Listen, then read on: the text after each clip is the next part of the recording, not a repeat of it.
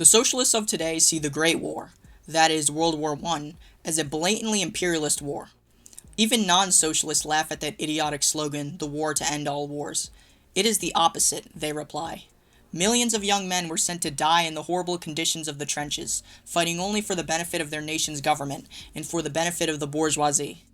We see World War I as an unjustifiable terror. It would be silly for a person today to support one side or the other. Many believe neither side can even be seen as the lesser evil, much less as the hero of the conflict. Yet it might come as a shock to many that the socialist perception of World War I today was the opposite of how many socialists perceived World War I at the start of that war. It was viewed as a justified war, a war with a heroic side and an evil side. Support for the war was so widespread that the largest socialist parties of Europe, who should have been feverishly anti-war, had come out in support of it. How did this happen? To explain why, we must go back to the years before World War I and trace the development of ideas surrounding this war up until the war broke out. In 1900, the Polish Marxist Rosa Luxemburg published a political pamphlet called Reform or Revolution. In it, she asserts that socialism, meaning the society that emerges out of the class struggle between the workers and the bourgeoisie, could not be achieved solely through reform. Instead, it is only possible through the revolution of the working class. Luxemburg was writing in response to a growing tendency of revisionism within her party, the Social Democratic Party of Germany, or SPD. These revisionists believed in revising Marxist theories, insisting that reform was capable of supplanting capitalism by itself, and revolution wasn't necessary. The SPD wasn't alone in this regard. In France, the struggle of revisionism versus revolution had resulted in a split of each tendency into separate parties. Most of the socialist parties around the world at this time were members of the Socialist Internationale, an international federation of socialist parties following in the tradition of Karl Marx. Every now and again, the International would hold congresses to discuss the most pressing issues of the socialist movement. In 1904, the most pressing topic at the conference held in Amsterdam was the topic of revisionism. Here, the belief that reform was enough to establish socialism was condemned, and the Amsterdam Congress voted 25-5 in favor of affirming the need for revolution. But the struggle against the revisionists was not dead, as will be seen in the following decade. I speak of the Internationale and the socialist parties of the world because they were among the only groups to be against wars between any and all capitalist states. This was made clear in the Internationale's 1907 Congress in Stuttgart, where opposition to war was unanimous. The resolution stated, "If a war threatens to break out, it is the duty of the working classes and their parliamentary representatives in the countries involved, supported by the coordinating activity of the International Socialist Bureau, to exert every effort in order to prevent the outbreak of war by the means they consider most effective. Additionally, in case war should break out anyway, it is their duty to intervene in favor of its speedy termination, and with all their powers to utilize the economic and political crisis created by the war to rouse the masses and thereby to hasten the downfall of capitalist class rule." This resolution would be reaffirmed in 1912, after war had erupted in the Ottoman Empire and the Balkan states. In July of 1914, the German SPD spoke out against war. "We don't want war. Down with war. Long live the International Brotherhood of Nations." They had even held massive demonstrations against the war. Yet on August 4th, after Austria had declared war on Serbia and Germany declared war on Russia, the SPD voted solidly in favor of war credits, that is, the funding of the war. So followed the French Socialists, who voted on the same day. This pro-war turn of the Socialists of the Internationale seemed so sudden that when the news reached Vladimir Lenin, he did not believe it. Rosa Luxemburg, who had always spoken against the revisionists in the SPD, was shocked at what had happened to the party. She, and the other members of the SPD that disavowed revisionism, were astonished at how quickly the party had been pacified. With the benefit of hindsight, we can see that this change in the SPD's thought wasn't as sudden as Luxemburg and Lenin had believed. We must return to the birth of the SPD, and trace its political development from then until 1914. In 1875, the SPD was born out of a unification between the party founded by Ferdinand Lassalle and the party of August Bebel and Wilhelm Liebknecht. The Gotha program of 1875 was the party platform. It was a synthesis of Bebel and Liebknecht's orthodox Marxism and the Lassallean reformist and nationalist tendencies that were a deviation from Marx. The program was hardly revolutionary. It advocated for universal suffrage and advocated for socialism through all legal means, but didn't speak of revolution.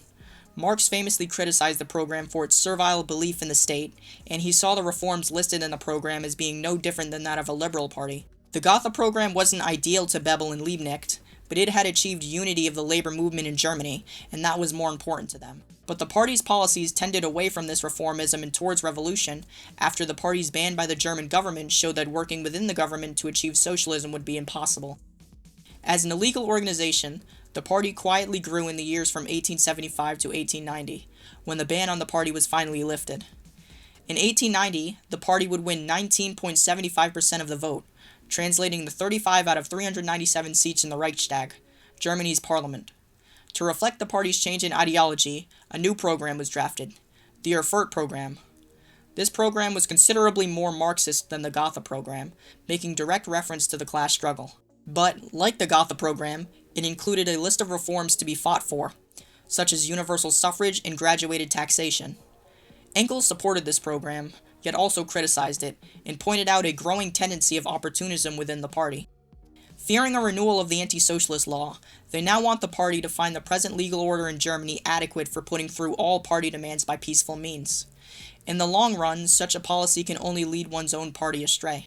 The Reichstag of the German Empire held the power to pass or reject both laws and the state's budget. The SPD, however, refused to vote for the budget on principle, preferring to use the parliament for agitation and to promote their program. Yet already in 1894 did the Social Democrats of Bavaria vote in favor of a state budget favorable to the working class and the peasantry, to the consternation of the rest of the party. In the less proletarianized and more rural southern Germany, the Social Democrats toned down their revolutionary language in an effort to win the support of the peasants and the middle classes. In the 1890s, Edward Bernstein, a party member and friend of Engels, was moving increasingly away from Marxism.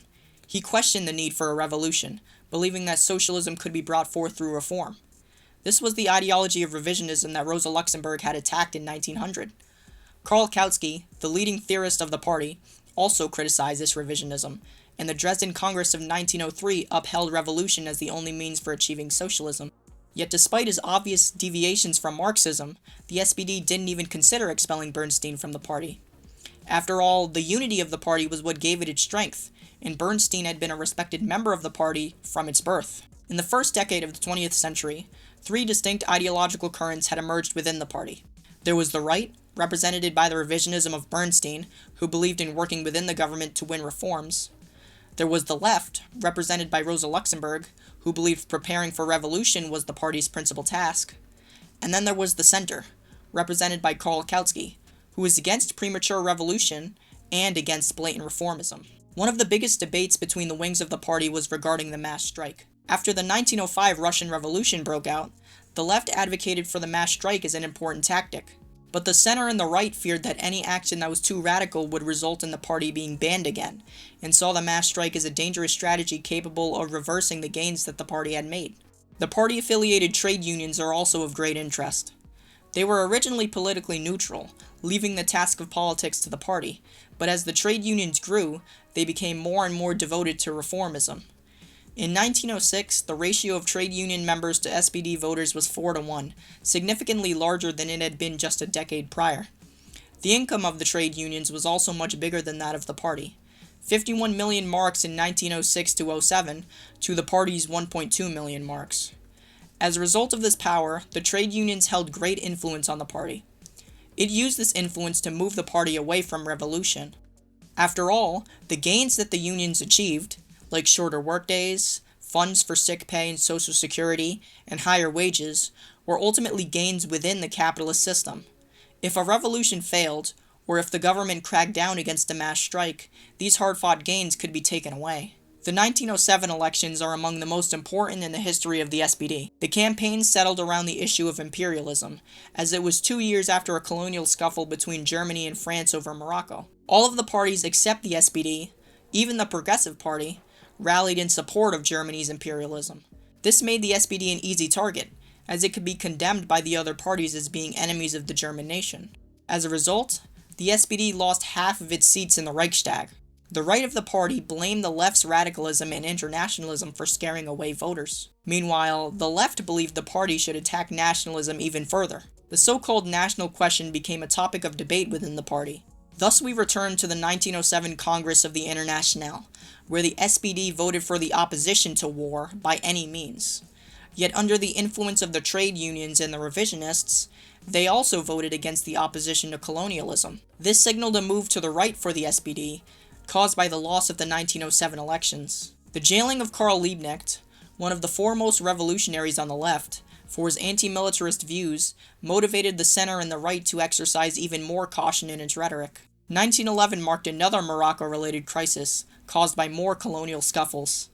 Being 6 months away from the elections, the party leadership deliberated on the event, not wanting a repeat of 1907, yet also not wanting to come forth in support of German ambitions in Morocco. Rosa Luxemburg publicly spoke out against the party leadership's inaction. The party press attacked Luxemburg back, accusing her of disloyalty. At the same time, after the trade unions were criticized by the party press, the party leadership censored its own press, fearing confrontation with the powerful unions. These incidents highlight the growing differences within the party and show that when push came to shove, the party would side with the right over the left. In 1912, the party won 35% of the vote amid its increasing emphasis on electoral campaigning and the moderation of its revolutionary rhetoric. The Congress held that year centered around the topic of imperialism, as war had just erupted between the Balkan states and the Ottoman Empire. The left's position was that imperialism inevitably leads to war, and that war could only be combated by revolutionary means. The right, meanwhile, believed the workers' best interest was to support the state in times of war. Their justification was that Germany was the nation most ripe for socialism, and therefore it must be defended. The center held that the party must work against war, but within the capitalist framework. Karl Kautsky supported this view, and it was this non-revolutionary resolution that won the day. 1913's Jena Congress also represented a move away from revolution. As war seemed increasingly likely, the German government proposed a new tax bill for the purposes of funding an increase of the military. This tax bill was the main topic of the Jena Congress. The tax bill was heavily debated, with the left rallying against it, the right rallying for it, and the center being split. Ultimately, the vote was 52 to 37 in favor of the tax. Rosa Luxemburg's response to the resolution was prescient. If you take the position of our deputation's resolution, then you will get yourself into the question where, if war breaks out and this fact can't be altered, you will then logically support the approval of war credits. At this point, the party had seemed to lose sight of its revolutionary Marxist origins. In July of 1914, a month before the war broke out, the party would spread anti-war propaganda and lead anti-war demonstrations. But this, like the revolutionary ideology it had paid lip service to, was revealed to be a facade.